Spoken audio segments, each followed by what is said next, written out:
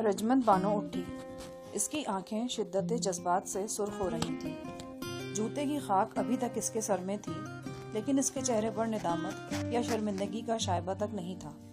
وہ تیزی سے باہر نکلی۔ برآمدے میں پہنچ کر اس نے آواز دی، جلال! جلال! ایک کونے میں حرکت ہوئی اور جلال سامنے آ گیا۔ اس کے ایک بازو پر پلاسٹر چڑھا ہوا تھا۔ اسے دیکھ کر مجھے حیرانی ہوئی۔ اس بازیگر سے میری آخری ملاقات نیشنل ہوٹل کی چھت پر ہوئی تھی۔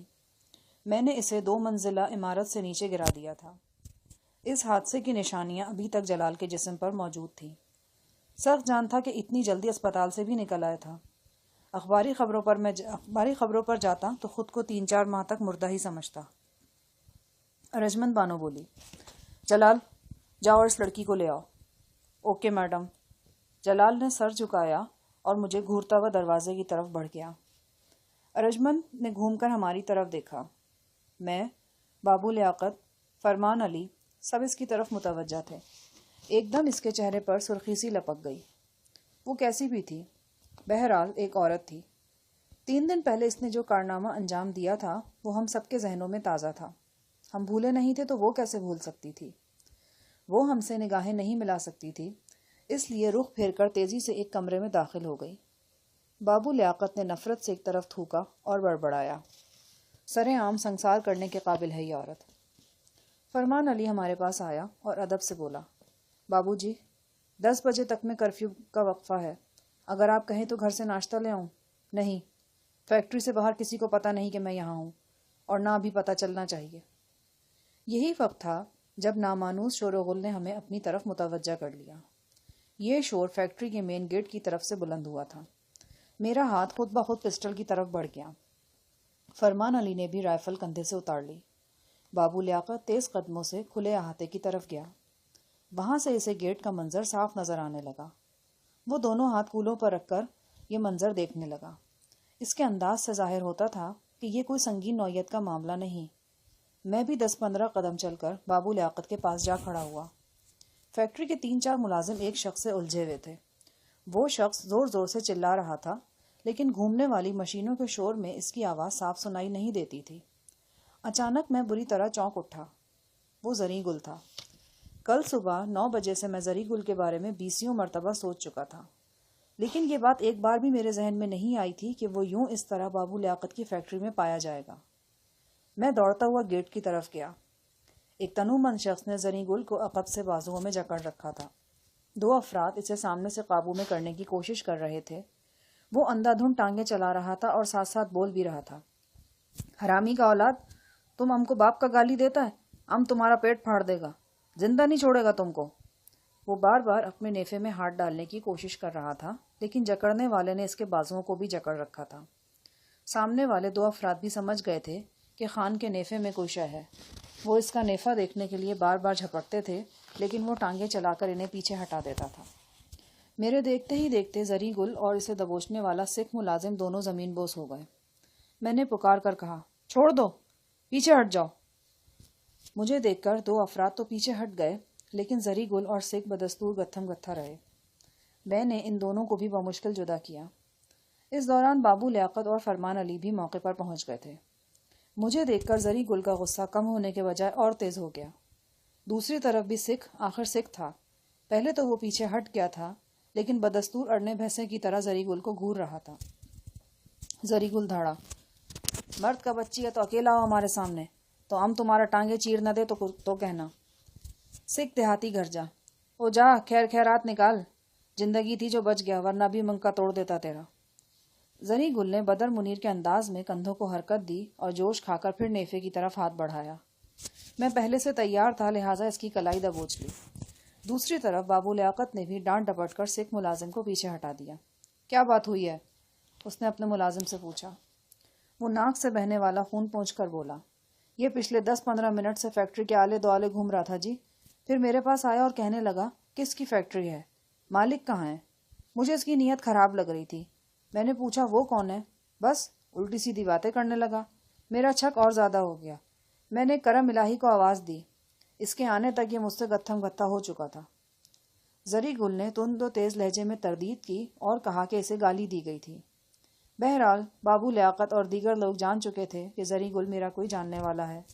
انہوں نے سکھ ملازم کو ڈانٹ ڈپٹ کر گیٹ کی طرف بھیج دیا۔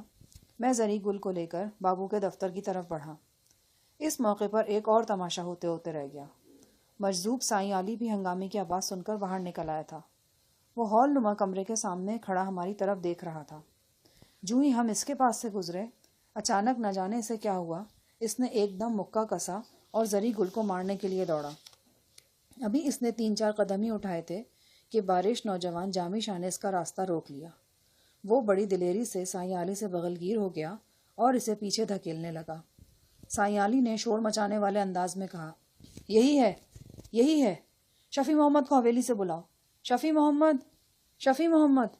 وہ پتہ نہیں کیا کچھ کہہ رہا تھا، لیکن اس کے الفاظ سمجھ میں نہیں آ رہے تھے۔ زری گل نے فوری طور پر یہی سمجھا کہ گیٹ سے شروع ہونے والا ہنگامہ ابھی ختم نہیں ہوا ہے اور اس پر جھپٹنے والا شخص سکھ چوکیدار کا ہی کوئی ساتھی ہے۔ ایک ہی زری گل کا چہرہ بھی سرخ ہو گیا۔ اس کا ہاتھ ایک بار پھر نیفے کی طرف بڑھنے لگا تھا۔ میں اسے دھکیل کر قریبی کمرے میں لے گیا۔ کمرے میں پہنچ کر میرا دھیان زری گل کی قمیض کی طرف گیا اور مجھے اندازہ ہوا کہ اسے دیکھ کر سائیں علی آپے سے باہر کیوں ہوا ہے۔ شوم قسمت زری گل کی قمیض گہرے زرد رنگ کی تھی۔ وہ ہانپے ہوئے لہجے میں بولا، استاد جی، ہمارے ہاتھوں کو قتل متل نہ ہو جائے۔ ہم کو تو لگتا ہے یہاں کا سب لوگ ایک دم پاگل ہے۔ پہلے اس حرامی نے ہم کو گالی دی اور اب میں سب دیکھ رہا ہوں۔ تم خود کو پریشان مت کرو، یہاں آرام سے بیٹھو اور مجھے بتاؤ کہ کہاں سے آئے ہو اور یہاں کا پتہ تمہیں کیسے چلا۔ استاد جی، آپ نے خود ہی تو ہم کو بتایا تھا کہ آپ فرید کوٹ میں بابو لیاقت کے پاس ٹھہرے ہوئے ہیں۔ ہم سمجھ گیا تھا کہ وہ کوئی مشہور بندہ ہے، بس ہم نے پتہ چلا لیا۔ اب مجھے یاد آیا کہ مضافاتی گردوارے میں فائرنگ ہونے سے پہلے میں نے زری گل کو بتایا تھا کہ میں بابو لیاقت نامی شخص کے پاس ٹھہرا ہوں۔ زری گل نے ایک نظر اپنی کہنا سال رسٹ واچ پر ڈالی اور ہانپے ہوئے لہجے میں بولا، استاد جی، ہم ایمرجنسی میں یہاں تک آیا ہے۔ ابھی 2-2.5 گھنٹہ پہلے صفدر صاحب نے ہم سے فون پر بات کی ہے۔ اس نے کہا جیسے بھی ہو ہم 10 بجے سے پہلے آپ کو لے کر اس کے پاس پہنچ جائے۔ صفدر کہاں ہے؟ ٹرک کے پاس، اور ٹرک گنڈارا پور کے فارم پر کھڑا ہے۔ وہ نمبردار عشرت کا فارم ہے اور اسے عشرت فارم کہتے ہیں۔ دیکھو زری گل، مجھے شروع سے بتاؤ، ورنہ نہ تم کچھ بتا سکو گے نہ میں کچھ سمجھ سکوں گا۔ زری گل اور میں آمنے سامنے کرسیوں پر بیٹھ گئے۔ زری گل نے کہا، ہم کو ٹرک گردوارے سے ہٹانا پڑا تھا جی، اس کی وجہ آپ کو صفدر صاحب ہی بتائے گا۔ ہم اس وقت بڑی نہر کے پار گنڈارا پور گاؤں میں ہیں۔ وہاں کے نمبردار عشرت نے ہم کو اپنے پاس پناہ دیا ہے۔ وہ بڑا عجیب و غریب بندہ ہے، آپ اس سے مل کر حیران ہوگا۔ کل گردوارے کے پاس فائرنگ کے بعد آپ غائب ہو گیا۔ ہم بھی کسی نہ کسی طرح واپس گنڈارا پور گاؤں پہنچ گیا۔ صفدر صاحب نے ہم کو آرڈر دیا کہ ہم شہر جا کر بابو لیاقت کا پتہ چلائیں تاکہ آپ تک پہنچا جا سکے۔ ہم فوراً فارم سے نکل کر شہر آ گیا۔ راستے میں کئی علاقے میں کرفیو نہیں تھا، لیکن جس علاقے میں بابو لیاقت کا بیٹھک ہے وہاں کرفیو تھا۔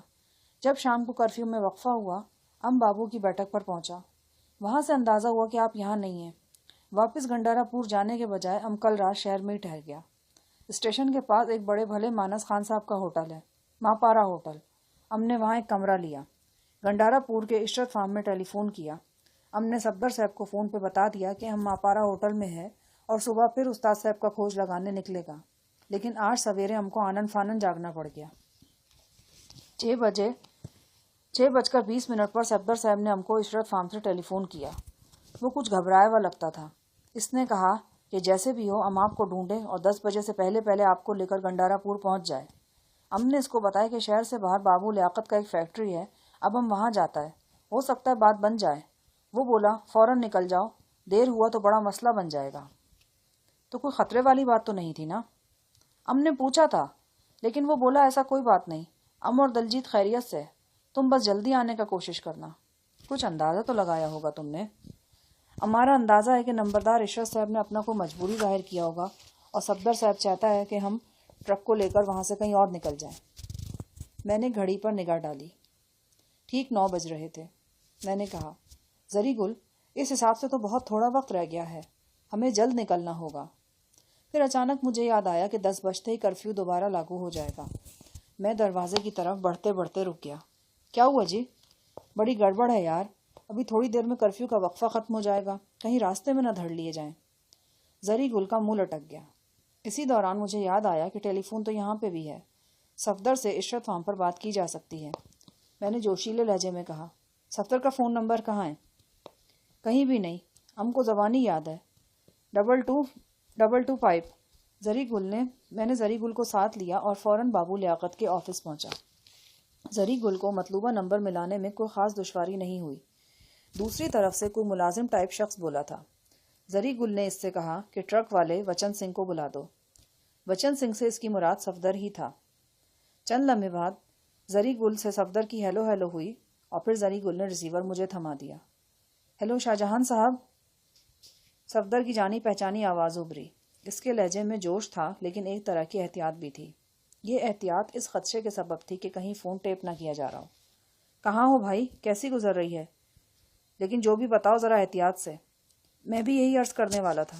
آپ کو ٹھکانے کا پتہ تو چل ہی گیا ہوگا، دوسرا پیغام جو بھیجا ہے وہ بھی مل گیا ہوگا۔ صفدر کا مطلب 10 بجے تک پہنچ جانے سے تھا۔ پیغام تو مل گیا ہے لیکن اس کے مطابق عمل کرنا مشکل ہو رہا ہے۔ تمہیں علم ہوگا ہی کہ شہر کے بیشتر علاقوں میں کرفیو ہے، جگہ جگہ چیکنگ بھی ہو رہی ہے۔ چند لمحے دوسری طرف خاموشی چھا گئی۔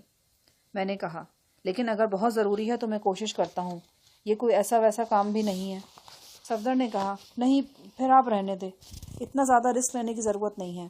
ویسے بھی اب آپ بمشکل ٹائم پر پہنچ سکتے ہیں۔ ایسا کرتے ہیں، شام کا پروگرام رکھ لیتے ہیں، 2 گھنٹے کا وقفہ ہوگا، اس میں بآسانی سب کچھ ہو سکے گا۔ ٹھیک ہے، جیسا تم مناسب سمجھو، لیکن میں اب بھی تیار ہوں۔ نہیں، ایسی کوئی بات نہیں، بس آپ یہ کریں کہ شام کو مس نہ کریں۔ اوکے، میں نے کہا اور چند ڈھکی چھپی باتیں کرنے کے بعد فون بند کر دیا۔ زری گل میرے قریب کھڑا تھا۔ اس کے کپڑے عقب سے مٹی میں لتھڑے ہوئے تھے۔ میں نے اپنے ہاتھوں سے یہ مٹی جھاڑی۔ زری گل دروازے سے باہر احاطے پر نگاہیں مرکوز کیے تھا۔ وہ بولا، خواہ یہ خانہ خراب کا بچہ چوغے والا کون تھا؟ اس کا اشارہ سائیں علی کی طرف تھا جو اب دھوپ سیکنے کے لیے باہر بھٹیوں کے پاس آن بیٹھا تھا۔ میں نے کہا، وہ خانہ خراب نہیں، مجذوب ہے۔ تمہاری یہ زرد قمیص دیکھ کر بھڑک اٹھا تھا۔ اب اس کے سامنے جانے سے پہلے کسی چادر وغیرہ کی بکل مار لینا۔ بکل مار لینا؟ وہ کیوں جی؟ بس ہے کوئی بات؟ پھر میرے ذہن میں اچانک ایک خیال آیا۔ میں نے زری گل سے پوچھا، چاندی کے وہ تعویذ کہاں ہیں جو پیٹیوں سے اتارے تھے؟ ہمارے پاس ہی ہے۔ دائیں بائیں دیکھ کر اس نے اپنی گرم ٹوپی اتاری۔ ٹوپی کا اندرونی کپڑا ادھیڑ کر اس نے دونوں تعویذ ٹوپی میں چھپا رکھے تھے۔ فرید کوٹ پہنچنے تک یہ تعویذ میرے پاس رہے تھے، لیکن پھر میں نے زری گل کو دے دیے تھے۔ زری نے ٹوپی سے نکال کر تعویذ میرے ہاتھ پر رکھ دیے۔ میں نے بغور دیکھا۔ ان تعویذوں اور سائیں علی کے گلے میں آویزہ تعویذ میں سائز کے سوا قطعی کوئی فرق نہیں تھا۔ تینوں تعویذ کی ڈوری بھی خاص نارنجی رنگ کی تھی۔ کئی سوچیں یلغار کر کے میرے ذہن میں آئیں اور ادھم مچانے لگی۔ سائیں علی ارجمند بانو کا مرشد تھا۔ اس کے گلے میں ہو بہو ویسا ہی تعویذ تھا جیسے تعویذ چٹے پل کی حویلی سے برآمد ہوئے تھے۔ یہ سائیں علی پچھلے 30 برس سے بمبئی ریلوے اسٹیشن کے ایک تاریک گوشے میں پراسرار زندگی گزار رہا تھا۔ میں نے اس کی زبان سے پرانی حویلی، سونے کا پہاڑ، تل ابیب جیسے مبہم الفاظ سنے تھے، لیکن نہ جانے کیوں مجھے ان الفاظ میں خاص طرح کا ربط محسوس ہو رہا تھا۔ یہ الفاظ اپنے اصل معنی کے بجائے کسی اور معنی میں بولے جا رہے تھے۔ بولنے والا اپنے حواس میں نہیں تھا، لیکن یہ الفاظ اس کی زبان سے بے وجہ ادا نہیں ہو رہے تھے۔ اچانک مجھے کسی ساتھ والے کمرے سے کربناک چیخ سنائی دی۔ یہ ارجمند بانو کی چیخ تھی۔ وہ ذبح ہونے والی بکری کی طرح چلائی تھی، اور اس نے صرف ایک چیخ پر اکتفا نہیں کیا تھا، وہ چیختی ہی چلی جا رہی تھی۔ یہ اتنی بلند چیخیں تھیں کہ مشینوں کی گڑگڑاہٹ کے باوجود فضا کو چیرتی جا رہی تھیں۔ میں دوڑتا ہوا آواز کی سمت گیا۔ زری گل میرے پیچھے آ رہا تھا۔ ہم اس دفتر میں سے گزرے جہاں میں نے پونے باڈی گارڈ سمیت 6 افراد کو باندھ کر فرش پر ڈال رکھا تھا۔ یہ سارے افراد شنکر کے ساتھی تھے اور زچہ بچہ سینٹر والی کوٹھی سے پکڑے گئے تھے۔ میں نے ایک نگاہ ان پر ڈالی اور بری طرح چونک گیا۔ بونا باڈی گارڈ ان میں موجود نہیں تھا۔ ایک بار پھر ارجمند کی کربناک چیخ فضا میں ابھری اور دھینگا مشتی کی آوازیں آئیں۔ میں دوسرے کمرے میں پہنچا تو ایک لرزہ خیز منظر میری نگاہوں کے سامنے تھا۔ خونخوار بونا پیرے تسمہ پا کی طرح ارجمند کی پشت پر سوار تھا۔ اس کی سڈول ٹانگیں ارجمند کی کمر سے لپٹی ہوئی تھیں اور بازوؤں نے اس کے گردن کے گرد حلقہ سا بنا رکھا تھا۔ بونے کے دانت ارجمند کی گردن کے عقبی حصے میں پیوست تھے۔ اس کا یہ انداز دیکھ کر مجھے اپنے پیٹ کا نیلگو ابھار یاد آیا۔ یہ ابھار بھی ایک ایسے ہی بونے کے بے رحم دانتوں کی یادگار تھی اور کئی دن گزرنے کے باوجود ابھی تک پوری طرح معدوم نہیں ہوا تھا۔ کمرے کے فرش پر قالین نما دری بچھی تھی اور دری پر شیشے کے بہت سے ٹکڑے بکھرے ہوئے تھے۔ یہ ٹکڑے غالباً ایک سنگھار میز کے شیشے کے تھے۔ ارجمن چلا رہی تھی اور بونے کو اپنی پشت سے جھٹکنے کی کوشش کر رہی تھی۔ میں اپنا پستول سوت کر 2 قدم آگے بڑھا اور پھر مجھے وہ چمکدار شے نظر آئی جو بونے نے ارجمن کی گردن سے پیوست کر رکھی تھی۔ وہ دیکھنے میں خنجر لگتا تھا لیکن خنجر نہیں تھا۔ خنجر کے پھل جیسا وہ موٹا شیشے کا لمبا سا ٹکڑا تھا۔ میں نے ایک ساتھ کے لیے بونے کی زرد آنکھوں میں جھانکا اور اندر سے لرز گیا۔ اس کی آنکھوں میں غیر انسانی چمک تھی۔ مجھے محسوس ہوا کہ اگر میں نے قدم بھی آگے بڑھایا تو یہ عجیب الخلقت درندہ ارجمن کی جان لے لے گا۔ اس موقع پر زری گل ہوشیاری دکھا گیا۔ بڑی پھرتی سے وہ نیچے جھکا اور اس نے وہ قالین نما دری ایک جھٹکے سے کھینچ لی جس پر ارجمن کھڑی تھی۔ ایک چیخ کے ساتھ ارجمن پشت کے بل فرش پر گری۔ ظاہر ہے بونا بھی اس کے ساتھ ہی گرا۔ اس کا سر سنگھار میز کے کونے سے ٹکرایا اور پھر وہ تڑپ کر ارجمن سے علیحدہ ہو گیا۔ میں اس موقع کو ہاتھ سے کیسے جانے دیتا؟ میں نے جست لگائی اور بونے کو چھاپ لیا۔ وہ کسی گٹھے ہوئے درندے کی طرح طاقتور اور پھرتیلا تھا۔ میں اسے کوئی موقع دیتا تو یہ بڑی غلطی ہوتی۔ میں نے اسے پہلی ہی ضرب تسلی بخش لگائی۔ پستول کا بھاری بھرکم دستہ بونے کی پیشانی پر لگا اور سیاہ جلد کے نیچے سے خون کا فوارہ پھوٹ نکلا۔ بونے کا وہ ہاتھ جس میں شیشہ دبا ہوا تھا میرے بائیں ہاتھ کی گرفت میں تھا۔ اسی وقت میری نگاہ بونے کے ہونٹوں کی طرف گئی اور میں ششدر رہ گیا۔ مجھے اس کے دانتوں میں سفید سفید خون کی جھلک نظر آ رہی تھی۔ بلا شبہ یہ ارجمن کی گردن کا گوشت تھا۔ میں ارجمن کو اس کمرے میں لے آیا جو بابو لیاقت کے آفس کے عقبی جانب واقع تھا۔ وہ درد سے بے حال ہو رہی تھی۔ اس کی گردن کے پیچھے سے ایک چھوٹی سی بوٹی نکل گئی تھی۔ وہ یہ منظر نہیں دیکھ سکتی تھی ورنہ شاید بے ہوش ہی ہو جاتی۔ میں نے بابو لیاقت کے ساتھ مل کر اسے ابتدائی طبی امداد فراہم کی۔ خون بند کرنے کے بعد زخم پر روئی رکھ کر پٹی باندھ دی گئی تھی۔ اس کا لباس جگہ جگہ سے پھٹ گیا تھا اور گردن کے سامنے والے حصے پر بھی خراشیں تھیں۔ تاہم یہ خراشیں ایسی نہیں تھیں کہ اس کی خوبصورتی کو مجروح کرتیں۔ اس نے کراہتے ہوئے بتایا، میں صوفے پر بیٹھی تھی، ایک دم وہ کھڑکی سے اندر کود آیا اور میری پشت پر گرا۔ میں نے بہت کوشش کی کہ اس کو اپنے اوپر سے جھٹک سکوں لیکن وہ کسی کیکڑے کی طرح مجھ سے چمٹ گیا تھا۔ اسی دوران زری گل اندر آ گیا اور کہنے لگا، استاد جی، وہ بنمانس کا بچہ تو بالکل بے ہوش پڑا ہے، بہت سا خون نکل گیا اس کے سر سے۔ زری گل کا اشارہ قادر زمان کے بونے باڈی گارڈ کی طرف تھا۔ اس کی پیشانی پر بہت زوردار چوٹ لگی تھی اور میں نے دائیں ابرو کے اوپر سے خون کی پچکاریاں چھوٹتے دیکھی تھیں۔ زری گل بولا، اگر اسے اسپتال نہ پہنچایا گیا تو خانہ خراب ادھر ہی مر جائے گا۔ مرنے دو، ہمیں اس کی کوئی ضرورت بھی نہیں ہے۔ میرے سرد لہجے نے زری گل کو متعجب کیا۔ ابھی زری گل کو اس بات کا علم نہیں تھا کہ یہ بونا اور اس کے دیگر 5 ساتھی 14-15 گھنٹے پہلے کتنے سنگین جرم کا ارتکاب کر چکے تھے۔ ان لوگوں نے ڈنگا سنگھ اور اس کے ساتھیوں کو میرے ساتھ تعاون کرنے کی پاداش میں بے دردی سے قتل کیا تھا۔